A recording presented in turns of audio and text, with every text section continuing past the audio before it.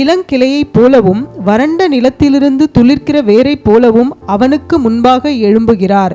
அவருக்கு அழகும் இல்லை, சௌந்தரியமும் இல்லை. அவரை பார்க்கும்போது நாம் அவரை விரும்பத்தக்க ரூபம் அவருக்கு இல்லாதிருந்தது. அவர் அசட்டை பண்ணப்பட்டவரும். அசட்டை பண்ணப்பட்டவர்னா இக்னோர், இங்கிலீஷ்ல என்ன போட்டுக்குதுன்னு தெரியல, ஐ டோன்ட் நோ.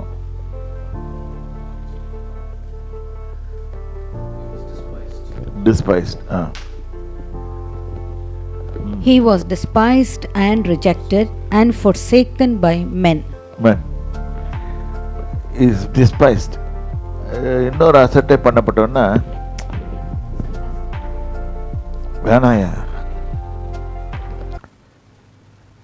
இப்போ நம்மளுக்கு அந்த மாதிரி ஒரு ஃபீலிங் எப்போ வரும்னா, ஒரு தொழில் மாம்சமெல்லாம் அழுகி ஒருத்தன் வந்துட்டான் நம்மக்கிட்ட வந்தோன்னா நம்ம அருவருப்போம்.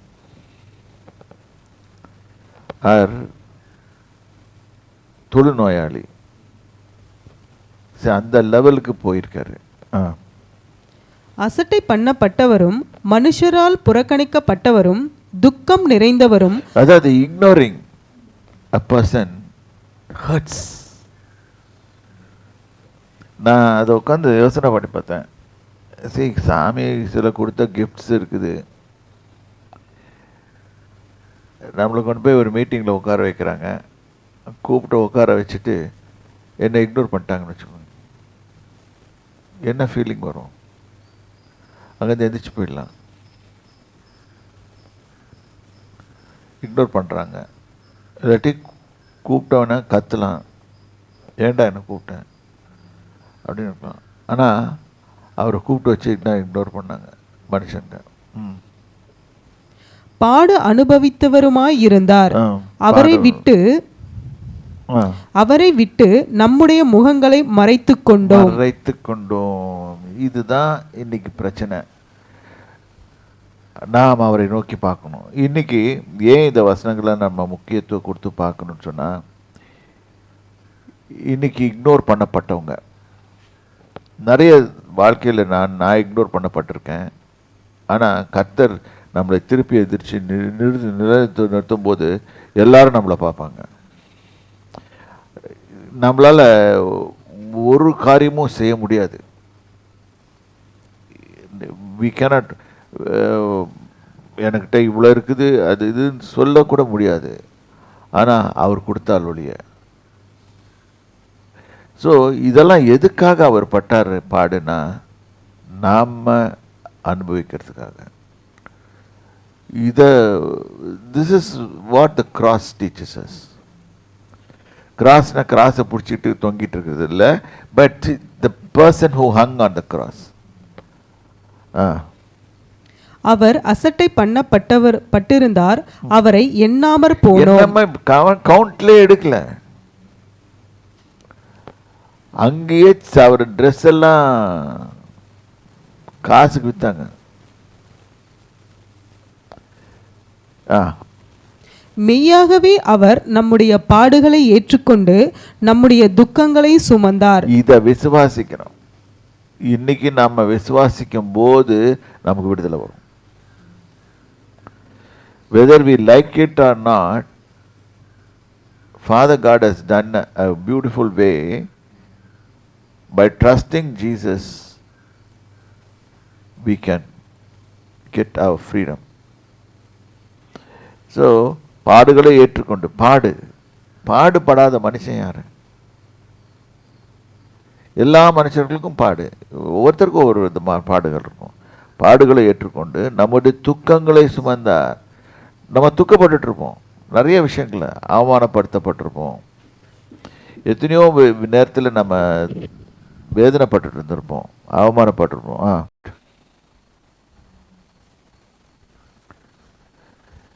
Because we should have gone in that place. நம்ம அந்த வழியில் போயிருக்கணும், அந்த உதவ வாங்கியிருக்கணும்.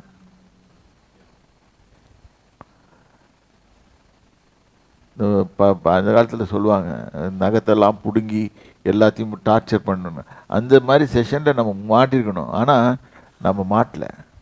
இல்லாட்டி பேய்கிட்ட மாட்டி நம்ம உருவழிஞ்சு போயிருக்கணும். ஆனால் அவர் விடலை, நம்மளை அந்த இடத்துக்கு விடலை. ஆனால் அவர் கொண்டு போய் தான் பையனை கொண்டு அங்கே நிற்க வச்சு இதுக்கு தான் அன்றைக்கி இதுதான் மாடலாக ஏப்ராம ஐசக் கொண்டு போய் வச்சான். வச்சதுக்கே அவன் கத்தனான். ஆனால் இங்கே இவர் அனுபவிச்சிட்டாரு. That is the wonderful thing about the cross. நாம் எல்லாரும் ஆடுகளைப் போல வழி தப்பி திரிந்து, இதுதான் நம்மளுக்கு ரைட் அப்படின்னு நம்மளுக்கு ஒரு வழி தெரிஞ்சிச்சுன்னா வில் கோ. நம்ம இஷ்டத்துக்கு போக முடியாது. ஆனால் கர்த்தர் நமக்கு நியமிக்கிற ஓட்டத்தை அவர் பிளான் பண்ணி வச்சிருக்க வழி எதுன்னு தெரிந்து அவர் காட்டுகிற பாதையிலே நாம் ஓடும்போது தான் கரெக்டான பாதையில் ஓடுறோம். ஆனால் நம்ம என்ன பண்ணுறோம்னா ஆடுகளை போல, ஆடு தான் தடக்குன்னு ஓடிடும். ஒரு ஆடுங்களை கேரக்டர் எடுத்து பார்த்தீங்கன்னா அது பாட்டுக்கும் ஓடிடும். வெள்ளாடு ஒரு மாதிரி இருக்கும், செம்மறி ஆடு ஒரு மாதிரி இருக்கும், இது இருக்கும். ஸோ வெள்ளாடு மேலெல்லாம் தூக்கி பார்க்கும், தலையை தூக்கி பார்த்துரும், இதை தூக்கி எடுக்கும். செம்மறி ஆடு அப்படி இல்லை, அப்படி தரையோடு மேய்ச்சிட்டு போகும். ஸோ ஒவ்வொன்றும் ஒவ்வொரு விதமாக இருக்கும். ஆடுகளை போல வழி தப்பித்திருந்து அவனவன் தன் வழியிலே போனான். கர்த்தரோ நம் எல்லாருடைய அக்கிரமத்தையும் அவர் மேல் விழப்பண்ணினார். அவர் பார்க்கறது சொந்த வழியில போறது அவ அக்கிரமமா பார்க்கிறாரு. தேவன் நமக்கு நியமித்திருக்கிற ஓட்டத்தை நம்ம ஓடுறத தான் அவர் கரெக்டாக பார்க்குறாரு. ஸோ நீ என்னைக்கு அப்படிதான் இருப்படா, சரி நீங்கள் உங்களுக்கு புரியாது, நான் இது உங்களுக்கு பாலா என் பையன் அனுப்பிச்சிடுறேன் அப்படின்னு பிதாவாகிய தேவன் அனுப்பிச்சு அவர் மூலமாக இதை நிறைவேற்றிட்டார். if you want everything done சொன்னால் நம்ம பார்க்க வேண்டிய ஒரே ஒரு ஆள் இயேசு. அவர் நெருக்கப்பட்டும் ஒடுக்கப்பட்டும் இருந்தார், ஆனாலும் தம்முடைய வாயை அவர் திறக்கவில்லை. அடிக்கப்படும்படி கொண்டு போகப்படுகிற ஒரு ஆட்டுக்குட்டியை போலவும், தன்னை மயிர் கத்திரிக்கிறவனுக்கு முன்பாக சத்தம் இடாதிருக்கிற ஆட்டை போலவும் அவர் தம்முடைய வாயை திறவாதிருந்தார். என்னதான் பண்ணாலும் அவர் பேசாம தான் இருந்தார். இதை தான் அப்போஸ்தலர் 8ஆம் அதிகாரத்தில் அந்த கந்தாகேஸ்திரியோட மந்திரி பார்த்து படிச்சுட்டு போகிறான் சத்தம் போட்டு. இது தீர்க்கதரிசி தன்னை குறித்து பேசுகிறாரா? அந்த லெவலில் தான் நம்ம இருக்கிறோம். யாரை குறித்து பேசுகிறாருன்னு சொல்லுது. But it was written to we have to learn about the King of Kings and the Lord of Lords and the owner of the world. Owner of the world அந்த லெவலுக்கு போயிட்டு வந்திருக்காரு. இடு கண்ணிலும் நியாய தீர்ப்பிலும் இருந்து அவர் எடுக்கப்பட்டார். அவருடைய வம்சத்தை யாரால் சொல்லி முடியும்? இதுதான், இந்த ஒரு வார்த்தை தான் இன்னைக்கு நம்ம எல்லாரும் சேர்த்துச்சு. அவர் வம்சம். இன்னைக்கு நம்ம எல்லாம் அவருடைய வம்சம். அவருடைய வம்சத்தை யாரால் சொல்ல முடியும்? இன்னைக்கு எல்லாருமே உலகத்தில் millions of Christians will be there. அவர் வம்சம். இன்னைக்கு அவர் பேரால் தான் அழைக்கப்படுறோம், கிறிஸ்டியன்ஸ் அப்படின்னு சொல்லி அழைக்கப்படுறோம். ஜீவன் உள்ளோருடைய தேசத்திலிருந்து அறுப்புண்டு போனார், என் ஜனத்தின் மீறுதலின் நிமித்தம் அவர் வாதிக்கப்பட்டார். ஏன் இது என்ன நியாயம் ஆண்டவரே? அப்ப நீ போறியா? நீ போறியா? இல்லை, நம்மளால முடியாது. ஆண்டவரே எங்களால் வேணாம்பா. we need a savior. துன்மார்கரோடே அவருடைய பிரேத குழியை நியமித்தார்கள். அதாவது அவர் பிளான் பண்ணாங்களே, சிலுவையில் அடைக்கப்படுறதுன்னா கெட்டவனை தான் அடிப்பாங்க சிலுவையில். துன்மார்க்கன், அதாவது துன்மார்க்கரோட தான் அந்த இது சிலுவையில் 3 கள்ளங்களோட 2 பேரோட 2 கள்ளங்களோட இவரையும் சேர்த்து அடித்தாங்க. ஆனால் அவர் வைக்கப்பட்டது ஜோசஃபோட கல்லறையில் வச்சுக்கிறார். மருத்துவங்களோடு உயிர் மறுத்த பிறகு அவர் ஐஸ்வர்யங்களோட படிமாது. துன்மார்கரோடே அவருடைய பிரேத குழியை நியமித்தார்கள், ஆனாலும் அவர் மரித்தபோது அவர் இறந்த பிறகு எங்க போனாரு? ஐஸ்வர்யவானோடே இருந்தார். இந்த இடத்துல நம்ம அவர் இறந்தாருன்னு சொல்லணும். ஏன்னா ஒரு குரூப் சுத்திட்டு இருக்குது. ஆமதியா ஒரு முஸ்லீம்ல ஒரு குரூப் சுத்திட்டு இருக்கு. இயேசு கிறிஸ்து சாவே இல்லை. அவர் இயேசு கிறிஸ்து சாவலைன்னா சால்வேஷன் கிடையாது. பிசாசு என்னென்னமோ வகையில் வகை தேடி சுற்றி திரிகிறான். யாரை கவுக்கலான்னு சொல்லிட்டு அது ஒரு குரூப் சுத்திட்டு இருக்குது.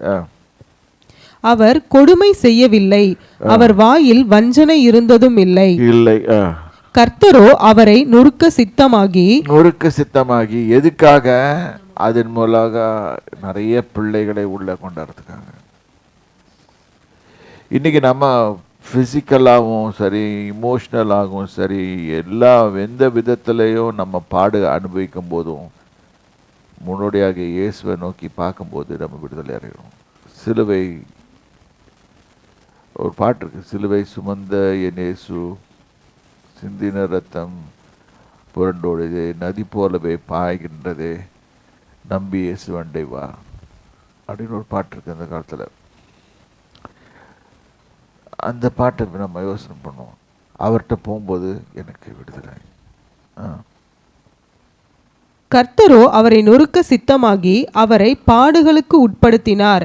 அவருடைய ஆத்துமா தன்னை குற்ற நிவாரண பலியாக ஒப்பு கொடுக்கும் போது அவர் தமது சந்ததியை கண்டு. குற்ற நிவாரண பலி, பாவம் செய்யும் போது ஒவ்வொருத்தரும் குற்ற நிவாரண பலியை செலுத்தணும். இங்கே பலி செலுத்த முடியாது. ஆடு தேவை. ஒவ்வொரு ஆடை கொண்டுட்டு தான் இருந்தாங்க அந்த காலத்தில்.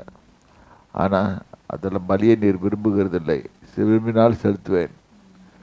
தேவனுக்கு பலி நொறுங்குண்ட இருதயமும் இந்த இருதயத்தை நீர் புறக்கணிற. சங்கீதம் 51. இங்கே கர்த்தருக்கு வேண்டியது ஒரு சப்ஸ்டிடியூட். ஹலோ, ஜான் சாமுவேல் மீடியாவில் இருக்க ஒவ்வொரு சப்ஸ்கிரைபர்ஸ்க்காகவும் நாங்கள் ரொம்ப கிரேட்ஃபுல்லாக இருக்கோம். அவங்களுக்காக நாங்கள் ஜெபித்து கொண்டு இருக்கோம். தேவன் அவங்கள ஆசீர்வதிப்பாங்க. இதே லெவலில் நாங்கள் இருக்கணுமா?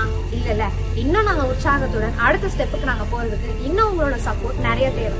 இன்னும் நீங்கள் சப்போர்ட் பண்ணுங்கள். நாங்கள் இன்னும் புதுசான ப்ரோக்ராம்ஸ், உங்களுக்கான புதுசான தேவ செய்திகள், புது டாபிக்ஸில் நம்ம அங்கிள் பேசுவாங்க. உங்களுக்கு ஒரு விதத்தில் யூஸ்ஃபுல்லாக இருக்கிற மாதிரி நாங்கள் நிறைய ப்ரோக்ராம்ஸ் உங்களுக்கு கொண்டு வருவோம்.